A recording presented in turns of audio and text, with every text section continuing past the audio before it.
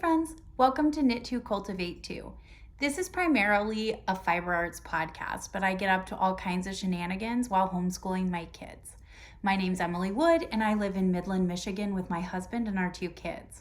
Welcome! If this is your first time, I hope you find something you like, and if you're a returning viewer, thank you for showing up.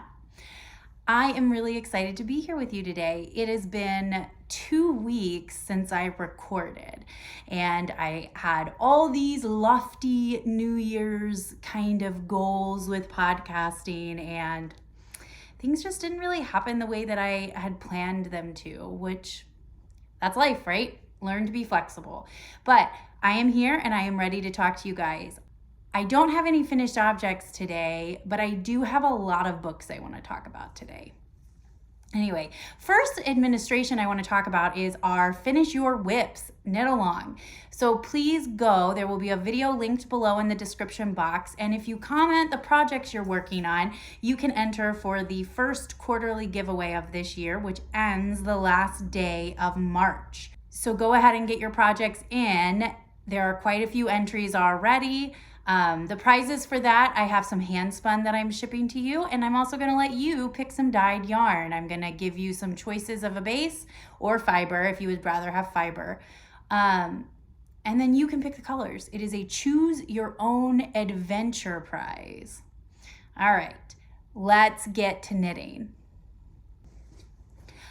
I really do not have a ton of knitting to talk about today. I had been obsessively knitting on the first project and then started a second one. And I've really been into these projects. So I'm going to talk about them in depth. The first of these projects is the chenille top. And I will put the designer up because I forgot to write it down. The chenille top is a wrap top. I'll put a picture up. It's a wrap tank top that has a little peplum top on it. I'm so excited about it. I am knitting it using Knitpicks alux, and it is in the royal colorway. And this is 66% alpaca, baby alpaca and 33% lurex, or the sparkle. I just want to show you the sparkle. It's so good. Better from afar, and it's not as gaudy is not the word I want to use. Flashy is the word I want to use. It's not as flashy as it probably looks when you look at it up close. When you wear it, I have a sweater out of this already, so in a different colorway, and it isn't that bad, or it isn't that jarring in person.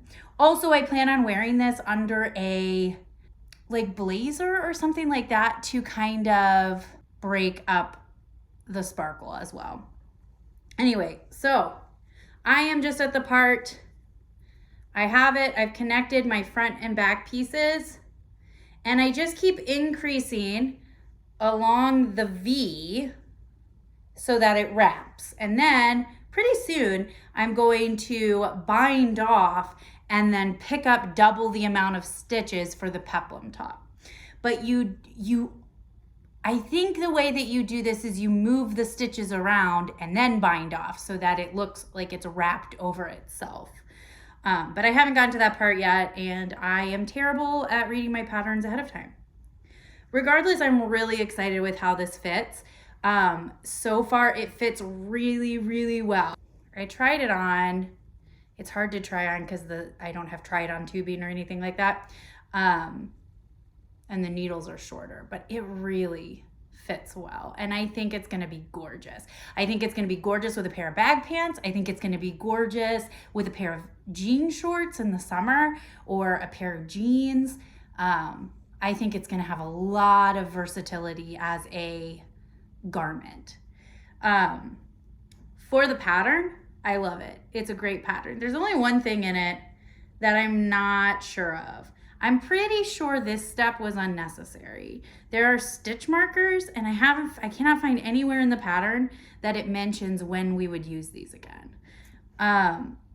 So I'm not really sure what those are for yet. We'll see. But other than that, it is a great vanilla pattern. It's all stockinette. The increases were really easy to memorize. You start at the top, knit down, and then connect it, and then come up to the top, pick up stitches, and knit back down. And I know I talked about this because I think that instead of doing a provisional cast on at the top where you pick up the stitches from the cast on edge, I think that creates more stability. And so I really like that feature at the top of the strap. I think it's gonna make a difference in durability of the strap and the stretching or tension that's on the strap. The designer does say that you can add an I-cord edge or a nice decorative edge, but because it's stockinette, it just rolls on itself, and so it's just kind of unnecessary. I do not think I'll add a decorative edge. I think that's kind of part of it for me, was that it was stockinette and that it rolled on itself. Overall, I'm really excited about this, and I'm really probably gonna knit a second one. I think this one's gonna be more dressy, but depending on how I like it, I might need like a summer version or like a everyday wear version of this as well. So we'll see. I can see myself really loving this pattern. Everybody I've shown it to is like, oh my gosh, that's such a cute pattern. And it is. The designer is so smart. I am so happy with the pattern. And I don't know if any of you have ever used this yarn. It's kind of a strange one, and it's a little itchy, on the itchier side, if you're super sensitive. I am sensitive to certain things, but this doesn't bother me. And the other sweater I just wear a tank, like a cami tank top under it. So there's still quite a bit of skin exposed, but it's really soft, and it really does. Sweaters get better with age, right? Sweaters get better as you wear them, and they work their way into the stitches, work their way together. And that's what happened with this other sweater. It was the Tegna. I keep pointing over here because it's just literally sitting on that chair behind me. The Tegna, and it was made, you know what? I'm just gonna go get it. So this is the Tegna by Caitlin Hunter. Is it Caitlin Hunter? I think it is Caitlin Hunter. Okay. And I wear this typically with like a black pants and brown boots. And I love this sweater. It's nice, it's a boxy sweater, and it's so soft. And again, if you look up close, it looks pretty gaudy. But when you are looking at it from a distance, it's not bad. But again, I had some friends over and made them touch this one because it's so much softer and it really does soften up. So I'm very excited about that. But what I'm really excited about right now is the Battenberg blanket.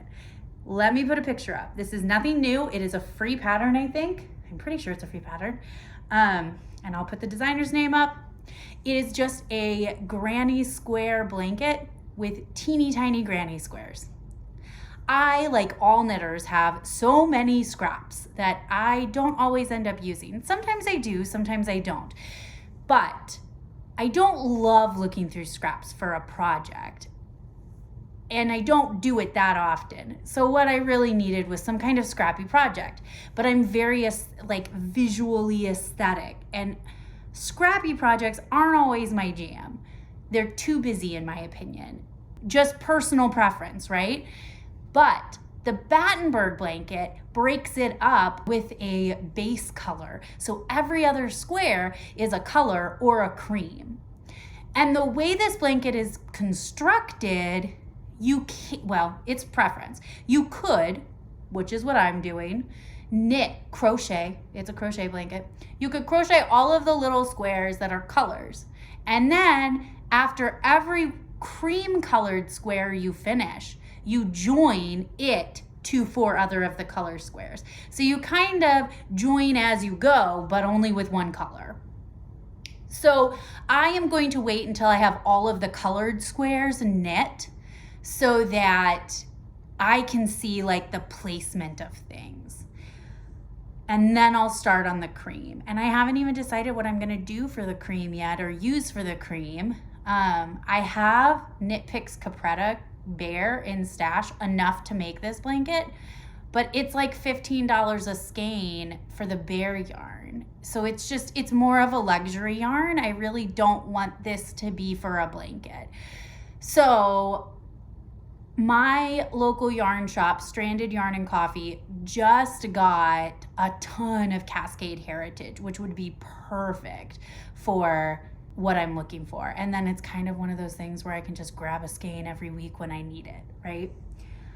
So I think that's what I'm going to do with it, but I'm a long way off. So far, I have 140 out of 1,004 squares that I need for the colored squares. I need 1,004 squares of each. And I had to do some math. I did quite a few of these as a gauge swatch, and I kept having to go down needle sizes. Whoever wrote this pattern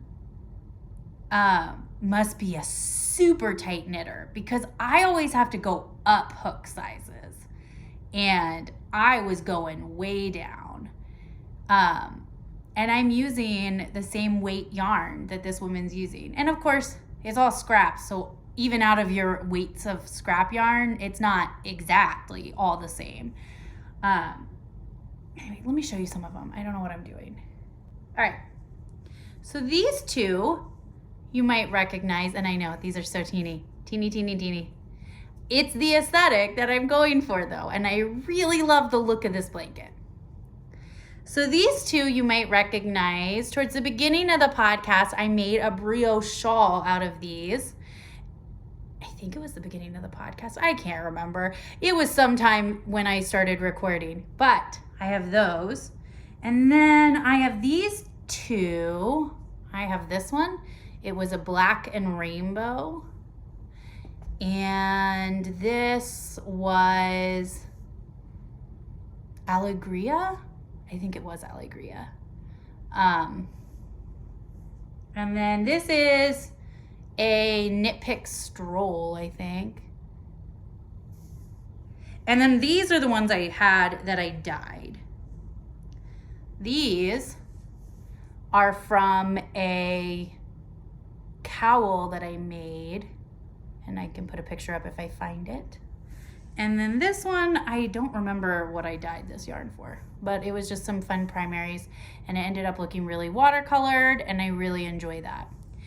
These are so fun to knit. They are tiny and quick and portable. I do want to talk about my gauge though. So like I said, I kept going down needle sizes. And I finally got down to the point where I don't have like quarter sizes or half sizes or something. And so I had to like jump from 2.75 to 2.35. And so I was too big and then I was too small. So I liked the gauge of the denser of them because it's still really like not that dense. So I went with the smaller size and I just did some math. So this is a blanket, so it doesn't have to fit anybody. It's not gonna go on a bed. It's just gonna be a cozy blanket to snuggle with. So the squares needed to be 2 inches across. And so I just did some math on the difference. So I took the difference between my square and the pattern, and I just multiplied that by how many squares the pattern called for.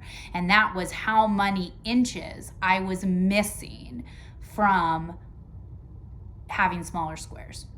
So I compensated for that, and I'm just gonna do more squares. This project is gonna take forever. I mean, the squares are going pretty quickly. I've got quite a bit. But it's gonna take forever, and mostly because I'm gonna run out of scrap yarn, scrap fingering yarn before I am done. So I'll need to use some more.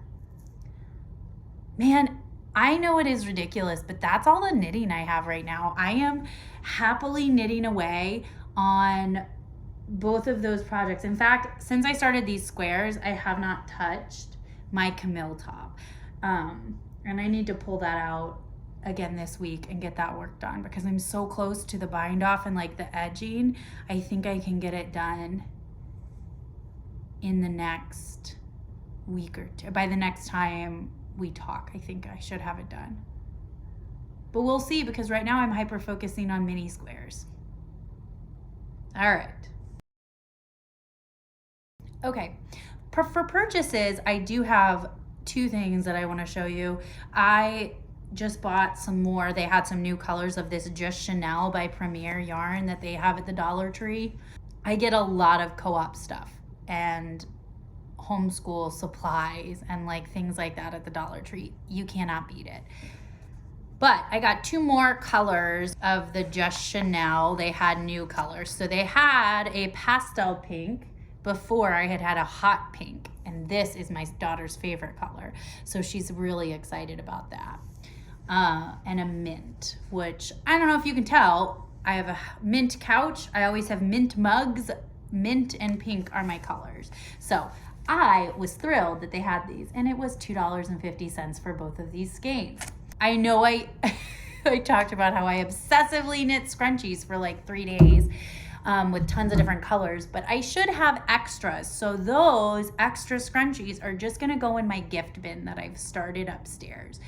And right now my gift bin has things that I've made that I wasn't super happy with, or just ended up not being as much of my style as I thought.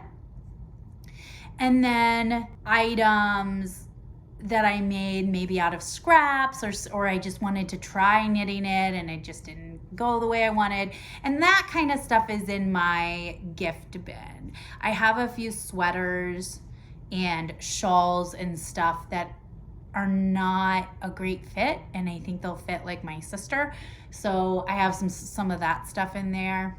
We'll see, but I like the idea of having a gift knits bin that you can pull from, like when people have a baby, or when your friends have a birthday, here's a scrunchie or whatever. I don't know, I'm just coming up with poor ideas, but you get the point, right? Anyway, I saved one of the scrunchies behind so I could show you the scrunchie in case you didn't watch the last episode. So they're just little crocheted scrunchies, and I love them for around a bun, or she just wears them as ponytails. Awesome. For homeschool and life stuff, we really have just been chugging along. This past week was our spring break, and I thought we would be more productive than we were. We were not. We took a spring break, and that's okay. My husband was out of town. He had a job interview in Iowa, and it was kind of just a heavy week. There's a lot of life stuff going on right now for us. My husband is currently applying to his job again. I feel like that sounded a little sassy. There's no like hard feelings for that. That's just like the nature of it. It was not a permanent job. Now it's going to be a permanent job type thing. But it's stressful, and he's nervous about the outcomes as we all are. And then this other job interview thing that's coming up. So it kind of this week has just everything felt a little up in the air. And that makes me feel unsafe and anxious. I am a heavy planner, which I'm sure you can see. And it just was a lot. And I have to admit that I let the stress of that this week kind of get to me. And I don't think there's reason to be stressed about it. My husband is great at his job. He loves his job. The department is awesome. He loves the people he works with. But I have an anxiety disorder. And so I, of course, was worried, anxious. It's okay. But because of that, we just took it easy, and I did some catching up on work stuff. The kids played. We were just home. We did some minor organizing, but did not get a ton of spring cleaning done, but a little organizing. So that's nice. And I've started thinking about my overhaul. We are done teaching in April, so May is our month to catch up, right? So we have housework and things like that, like just stuff that hasn't been done in a long time, or the yearly tasks like washing walls and things like that, or whatever, the big stuff and the maintenance stuff. And that's kind of when we get a lot of that stuff done. And it'll be nice to get outside and work in the garden. I'm really ready to hear some birds outside more than every few days. But currently it was snowing this morning, so We'll see. My daughter is right now sledding outside. One thing that we did do is we went to the Castle Museum in Saginaw. And this was a really cool place. It was local history and Saginaw history, but there were some really cool things. There was a whole section. There was a massive fire that hit 30 blocks of downtown Saginaw. And it went into that and talked a lot about that. It was really cool, but it also showed like the path of the fire through the city and talked about the people and the houses, and it was neat. We also could tie in some stuff that we had talked about with Stella with the napped tools or the flaked stone tools. So that was really cool for her to see the arrowheads and the tools, the napped axe heads and things that we had talked about at the beginning of the semester too. So with Stella, I had bought a history curriculum and I was pushing through it with her, even though I don't think you need it that young. I wanted to get through the elementary years of the curriculum we use though, because it's so good and it's got great kid activities, but it was taking her a lot longer to really grasp things. So we slowed it down and said, this is additional information. This is something that should be fun for now. So we slowed it way down. But because of that, she's really retained a lot. And even just in our normal conversations, she's brought up a few history things. So I'm feeling really good about where she's at there. But it was really cool to be able to tie all that in. It was a cool museum. It was pretty big. And it had lots of cool things to see and exhibits. The only downside is we're still at that age with my youngest that she just is in and out of the rooms. And unless there's a lot of hands-on exploration, she's really just not that interested in looking and reading. And at one point she said, there's just so much reading to do. I was like, well, if you would like me to read some of it to you, I could, or I could summarize and we could just talk about it. So she was kind of in and out of the room a little faster than Eli and I were. And I kind of feel bad because I want him to be able to soak it in. I want him to be able to spend 2 hours at a museum just slowly reading through things as he wanders. But we're not quite there yet. There's a larger age gap between our kids. We had 4.5 years between our kids. So the things that he's capable of, it takes a while for her to catch up. My husband started shoveling, so if that's annoying, I'm sorry. Anyway, so one thing that kept our attention though while we were kind of wandering were these little fairy gates. They had these little mailbox things. They had these little mailbox things hidden around the place. There were probably 6 of them we found, and they had doors that opened and little scenes inside with fairies. And she loved those. So she would sit and look at them and open the door while we wandered a little more in the room. So that was kind of nice to keep her going a little longer. But the museum itself was really cool. And it's called the Saginaw Castle Museum. And it does look like a castle. So that alone was exciting. Stella was like, oh my gosh, it's such a big castle, for a princess. Mom loves the price. The entire family was $5. So it's just a small local history museum, and it's a fabulous deal. Saginaw County residents, it doesn't cost anything for it, but we are Midland County, so we had to pay. But $5 you cannot beat. So we made it for an hour and a half, an hour and 40 minutes before Stella was just done. Her legs get tired still. She's still pretty short, so she was just done. But it was a nice outing, and it was a nice thing to go do that was fun. We also got to do homeschool skate this past month, which we don't always get to do because of piano. It's at the same time. It just so happened that because my husband had stuff, piano was canceled because he's normally the one that takes them. So we were able to go, which was fun. And it is cheaper to go when we go as a group, so that's nice. Other than that, it's just been teaching and catching up and just doing our normal thing.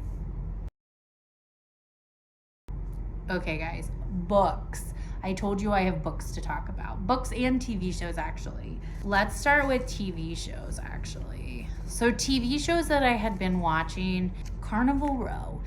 It's on Amazon Prime. Carnival Row has Orlando Bloom in it, and I watched the first season when it came out.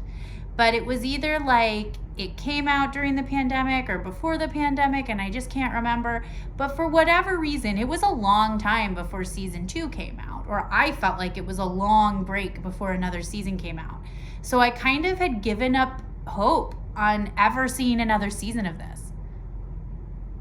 I gave it up too soon because, man, it is back and it's good. I really like that show. I don't like it as much as I did the first time I watched it, which is weird, but I do like it. And that's coming out periodically, so like I might be caught up, but I think more episodes are coming. I watched Archive 81, which is a weird sci-fi. It was on Netflix. It was kind of a weird sci-fi. I don't know. It had a great cast. I loved it. It was really, really good. I recommend that. The next thing I started was The Midnight Club on Netflix. I thought I read the description of this, but I was very surprised when it was terminal cancer kids. So clearly I did not read it closely because it definitely was in the description. But it is hospice kids that have a midnight club where they come and tell stories. It's really good. It's really creative. I like the story. It deals with a lot of hard topics as well, but it's so good. It's really good. And I finished that. So I'm hoping for a second season of that. And then the last thing I did was The Last of Us, which is a video game, and it is on HBO. It's a video game that was turned into a TV show. And so far, it's really good and well done. I played the first game. I did not play any of the additional games. I think, was a prequel, and there were a few. But I played the first one, and it's really good. Like, even some of the visual scenes are like exactly the same. Really well done. But the story itself is also just really good, and it's a post-apocalyptic zombie type movie, but it deals with a lot of deeper topics too. Really well done so far. I haven't gotten to the episode where Nick Offerman's in it, and apparently he killed it, and I cannot wait to see it. But those are all the shows that I've been kind of watching here and there. Books that I've been reading. I finished For the Wolf by Hannah Whitten, and I started the second book, which is For the Throne, and it's about the older sister. And I just started it, so I really don't have anything to say about the book itself. However, I did learn how to use VoiceOver in the Libby app. So VoiceOver is the text reader on the iOS system, the Apple phones, and it is compatible with the Libby app in the read only or the read from here mode. And I got that all figured out, and that's really it is something I'm excited to do. So I could not get a digital copy of this book, so I want it to read to me while I crochet, right? So I'm excited to see how that works, and I'll update you on how I like that. It's different than an audiobook because it doesn't have the same storytelling and the narration that goes with it. It's just like a monotonous voice reading the text to you. So it is different than an audiobook, but it's a really good substitute for when you don't want to physically be sitting and reading. Lastly, I have to apologize because I did not give Hold On to Your Kids enough credit yet. I didn't realize the book was kind of talking about the problem and then solutions to the problem. So once I got to that section, I was like, yes, I agree with all of this. Anyway, so this book is so good. It is all about peer-oriented children versus parent-oriented children, or not parent-oriented, adult-oriented children, and the shift in society that we've seen in the past, like 60, 70 years. And I think I said this to you guys last time, but not only have I been reading this book and like, oh my gosh, this is so good as a parent, I see the evidence of this 1,000% in my personal existence as a teenager growing up. I feel like this book is writing how I felt as a teenager. And I think, that's amazing. I'm so into this book. It's so good. I don't know. It is such a good book. I highly recommend it, but there are quite a few things I wanted to touch base on. One of the things that I really liked was that when we're unable to change the child, try changing the child's world. Try changing the situation around them, not them. This really rings true with our disabilities, setting our kids up for success when they're not able to regulate at the normal level yet. And structure. Structure is a way for us to do this. We can impose order on the child's world through structure and routine. And I don't know how this would be for a not neurotypical person, but for a neurotypical person, I have said that I have autism and ADHD. I need structure to survive. If I don't micromanage my day, I won't get anything done because I can't even hold what I'm supposed to be doing in my head long enough to get the task accomplished. So massive structure and routine and all of that is the only way that I am successful in anything. And so, but thinking about it this way as a way to impose calm in our kids' world is a really cool perspective, I think. But we're just in too much of a hurry. Everybody is in too much of a hurry, trying to do too much, and our kids are getting stressed out. They also talked about how children need adults far more than they need other peers, and I could not agree more. The research is there. It is the research of children getting their social cues from other children as damaging is there. But how do we do that? How do we make ourselves matter as adults in these children's lives matter more than their peers? One of the suggested ways to do this was a collecting ritual. I love this. We totally do this, and I had no idea what it was.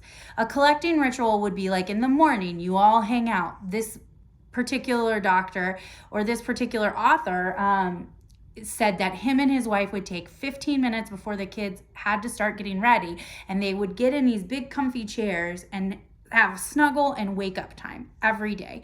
And it was a way to reconnect after the physical separation of the evening. And you need to collect your kids, collect and gather them in and hold on to them. It really touched on praise as well for a little bit, and we all know that demeaning our children is harmful, but can praise be harmful as well? And yeah, it can. Praise and rewards create an external motivation to do a task. What we're really wanting to give our kids is an internal motivation to get things done. And how praise can do the opposite of that, and that we need to actually be careful of that so that we don't break their internal motivation and start training them to only be motivated by outdoor things. One thing that I had to sit back and take in as a parent was not to parent during relation building times. If I am doing a fun activity with my kids, not to overparent, or make sure not to parent at every opportunity, and pick and choose when you need to parent and when it's relationship building time. And I do this with my oldest. So I really thought that this was a good thing for me to work on personally. Holidays, the idea our society has about holidays. I thought that was interesting that typically, even if you take your kids on vacation, the kids hang out with kids and the adults hang out with adults, and it's very segmented and separated, which I thought was interesting because that really did kind of feel like my growing up.